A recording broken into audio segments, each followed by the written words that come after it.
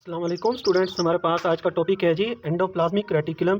FSc part 1 biology के chapter number 4 का जी ये टॉपिक है, जिसके अंदर आज हम डिस्कस करेंगे। फर्स्ट ऑफ ऑल मैंने यहाँ पर इसकी कंटेंट लिस्ट को लिस्ट कर दिया है कि इसके अंदर किन किन टॉपिक्स पर पॉइंट्स पर हम बात करेंगे। फर्स्ट ऑफ ऑल हम देखेंगे जी एंडोप्लाज्मिक रेटिकुलम होता क्या है। उसके बाद हम इसकी स्ट्रक्चर में आएंगे। स्ट्रक्चर में हम दो चीज़ों को डिस्क्राइब करेंगे, नंबर 1 सिस्टर्नी और नंबर 2 और इसकी टाइप्स को हम डिस्क्राइब करेंगे। उसके बाद हम जो है इसके फंक्शंस की तरफ आ जाएंगे जी, एंडोप्लाज्मिक रेटिकुलम के फंक्शन की जानिब। सो जी देखते हैं एंडोप्लाज्मिक रेटिकुलम होता क्या है। एंडोप्लाज्मिक रेटिकुलम ये हमारे पास साइटोप्लाज्मिक ऑर्गेनिल होती है।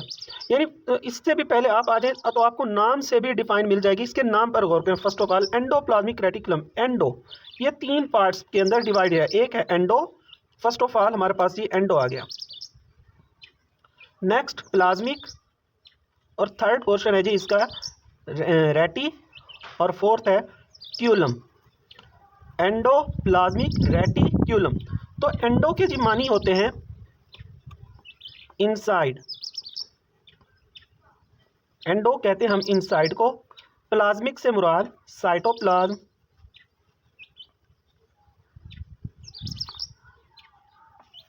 रेटी से मुराद नेटवर्क और क्यूलम से मुराद चैनल्स। क्यूलम से मुराद चैनल होता है। तो एंडोप्लाज्मिक रेटिकुलम क्या है? ये इनसाइड साइटोप्लाज्म यानी साइटोप्लाज्म के अंदर, सेल के अंदर साइटोप्लाज्म में ये reti network culum channels. So the network of channels in the cytoplasm, interconnected channels, यानी ये नालियां, चैनल्स बेसिकली नालियों को कहा जाता है इस तरह से। सो हमारे पास एंडोप्लाज्मिक रेटिकुलम क्या होता है? साइटोप्लाज्मिक ऑर्गेनिल है, यानी ये साइटोप्लाज्म के अंदर पाई जाने वाली ऑर्गेनिल्स हैं। उसके बाद क्या है, जैसे कि ऊपर हमने इधर नेम से निकाला है, नेटवर्क ऑफ इंटरकनेक्टेड चैनल्स। तो ये हमारे पास यानी एक दूसरे के साथ जुड़ी हुई नालियों का ये नेटवर्क है, उनका पूरा जाल है जो पूरा सेल के अंदर फैला हुआ होता है। Extend from nuclear membrane to cytoplasma membrane. तो न्यूक्लियर मेम्ब्रेन यानी न्यूक्लियस की मेम्ब्रेन से ये स्टार्ट होती हैं और प्लाज्मा मेम्ब्रेन तक चली जाती हैं। यहाँ पे मैंने देखे सेल बनाया, सेल की ये जी प्लाज्मा मेम्ब्रेन है,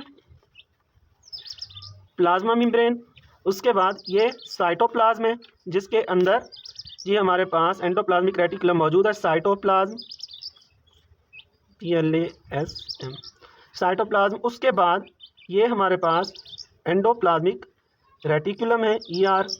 और उसके बाद ये जी न्यूक्लियस है, यहाँ पे न्यूक्लियस। और ये जो ब्लू में मैंने बनाई है ये न्यूक्लियर मेम्ब्रेन है, न्यूक्लियस। और ये ब्लू वाली है जी NM, nuclear membrane, NM nuclear membrane बनाई है। उसके बाद ये जो नालियां बनी हुई हैं जिनके अंदर ये रेड कलर का फ्लूइड भी मौजूद है, ये वाली। तो ये जो है हमारे पास इंटरकनेक्टेड चैनल्स जिनके अंदर ये फ्लूइड भी मौजूद है, इनको कहा जाता है सिस्टर्नी।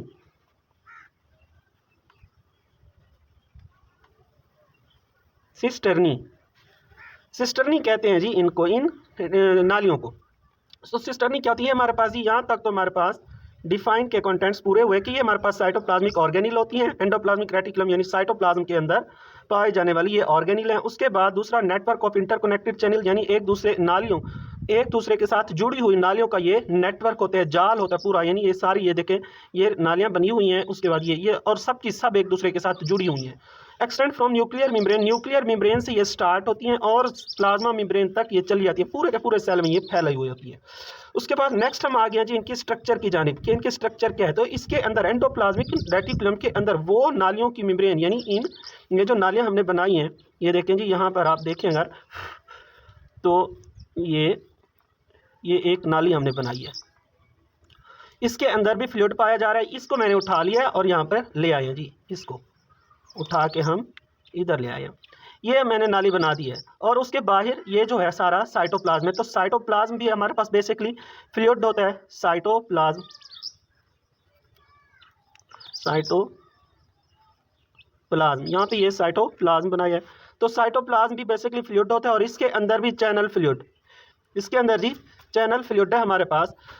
तो आप जी देखें चैनल फ्लूइड और साइटोप्लाज्मिक फ्लूइड दोनों एक दूसरे से सेपरेटेड है और इनको सेपरेट कौन कर रहा है? एक मेम्ब्रेन कर रही है। इस मेम्ब्रेन को, इन मेम्ब्रेन्स को, ये जो नालियों की मेम्ब्रेन होती हैं अंदर, इनको हम कहते हैं सिस्टर्नी, इनको हम सिस्टर्नी कहा जाता है, सॉरी क्रिस्टी, ये सिस्टर्नी कहलाती है, क्रिस्टी नहीं, ये हमारे पास सिस्टर्नी।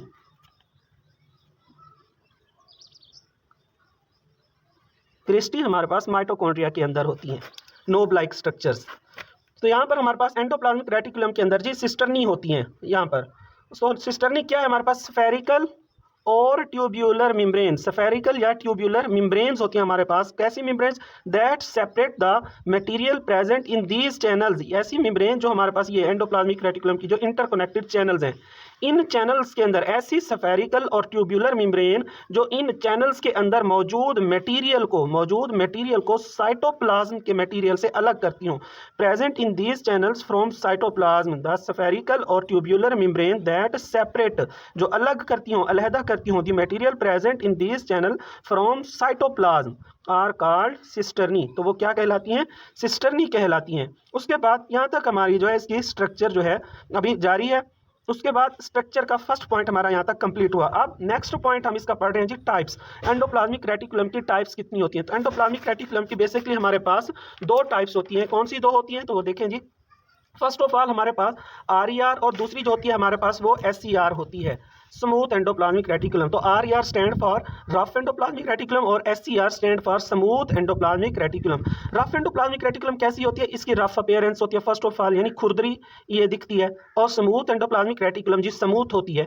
उसके बाद रफ एंडोप्लाज्मिक रेटिकुलम के ऊपर राइबोसोम्स अटैच्ड होते हैं, जबकि स्मूथ एंडोप्लाज्मिक रेटिकुलम के ऊपर राइबोसोम्स अटैच नहीं होते, ये विदाउट राइबोसोम्स होती है। उसके बाद नेक्स्ट हमने फिगर बनाई है, इसकी डायग्राम बनाई है।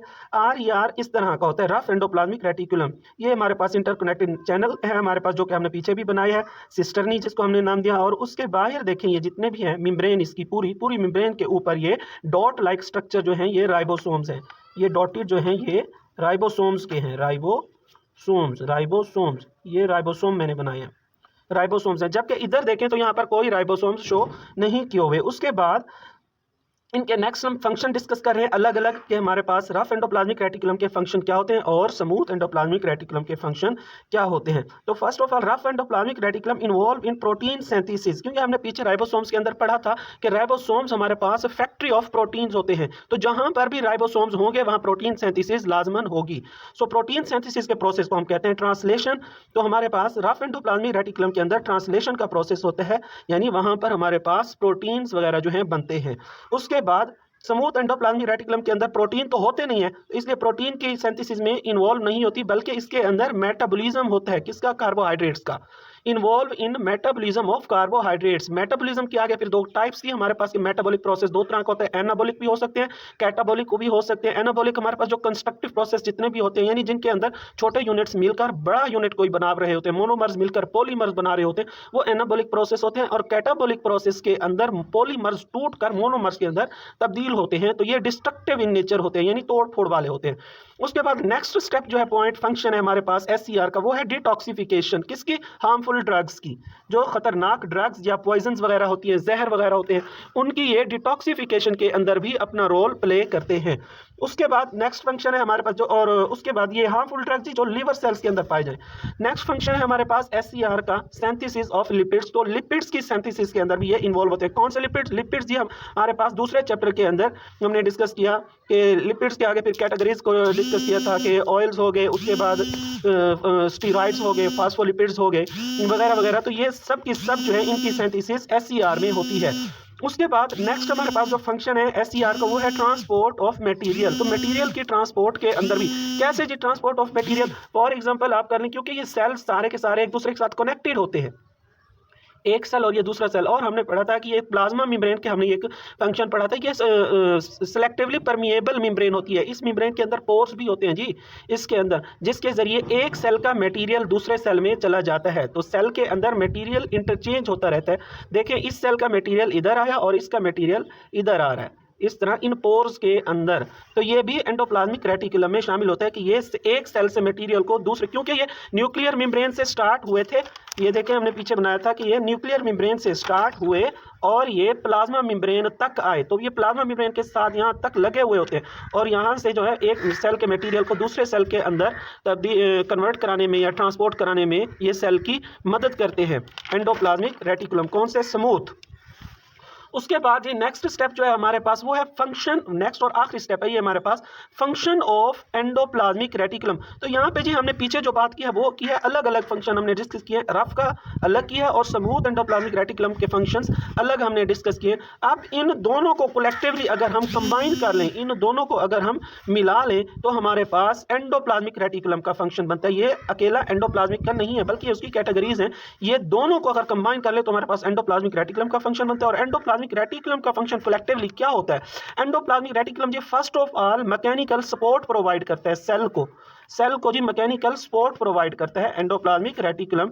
उसके बाद इसका नेक्स्ट जो फंक्शन होता है वो होता है सेल को शेप प्रोवाइड करना। तो एंडोप्लाज्मिक रेटिकुलम के मेन फंक्शन दो हुए हमारे पास, नंबर 1 मैकेनिकल सपोर्ट और number 2 shape to the cell. तो ये दोनों चीजें जो होती हैं ये सेल को एंडोप्लाज्मिक रेटिकुलम प्रोवाइड करता है। अब ये नहीं कह सकते हम यहाँ पर कि ये रफ एंडोप्लाज्मिक रेटिकुलम करता है या स्मूथ करता है, ये कलेक्टिवली एंडोप्लाज्मिक रेटिकुलम का फंक्शन है। तो हमने देखे रफ के अंदर हमने कहीं नहीं पढ़ा था कि अकेला रफ एंडोप्लाज्मिक रेटिकुलम ही सेल की मैकेनिकल सपोर्ट का रिस्पांसिबल होता है या अकेला स्मूथ एंडोप्लाज्मिक रेटिकुलम सेल की मैकेनिकल सपोर्ट का या उसकी शेप का रिस्पांसिबल होता है, बल्कि ये दोनों कलेक्टिवली मिलकर ये काम करते हैं, मैकेनिकल सपोर्ट का और शेप का। यानी इन तमाम फंक्शंस को हम अगर कलेक्टिवली कंबाइन कर दें तब सेल को मैकेनिकल सपोर्ट भी प्रोवाइड होती है और उसको एक डेफिनेट शेप भी मिलती है, और ये सारे का सारा एंडोप्लाज्मिक रेटिकुलम की बदौलत ही होता है। तो आज के लेक्चर के लिए इतना ही। अगर हमारी कोई चीज़ समझ नहीं आई तो कमेंट बॉक्स के अंदर लिखकर अपनी प्रॉब्लम शेयर करें, इंशाल्लाह आपको उसका रिस्पांस ज़रूर मिलेगा। वस्सलाम, शुक्रिया।